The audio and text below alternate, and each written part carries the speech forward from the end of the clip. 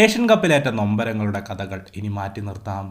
ഇനി വരാനിരിക്കുന്ന നാളുകൾ പ്രതീക്ഷകളുടേതാവട്ടെ. ഇന്ത്യൻ ഫുട്ബോളിൻ്റെ വിജയക്കുതിപ്പിൻ്റേതാകട്ടെ. ലോകകപ്പ് യോഗ്യത എന്നത് ഇന്ത്യക്കെന്നും അകലങ്ങളിലെവിടെയോ മാഞ്ഞിരിക്കുന്ന ഒരു സ്വപ്നം മാത്രമാണ്.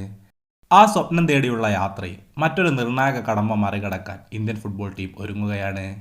ലോകകപ്പ് യോഗ്യത റൗണ്ടിലെ മൂന്നാം മത്സരത്തിൽ അഫ്ഗാനിസ്ഥാനാണ് ഇന്ത്യയുടെ എതിരാളികൾ.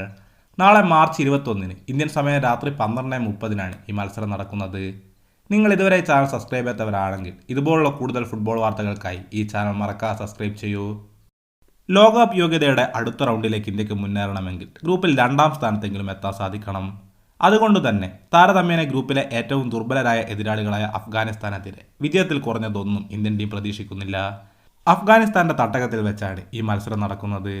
ദിവസങ്ങൾക്കകം തന്നെ ഇതേ അഫ്ഗാനിസ്ഥാനെതിരെ ഇന്ത്യ സ്വന്തം മണ്ണിൽ വെച്ചും ഏറ്റുമുട്ടും.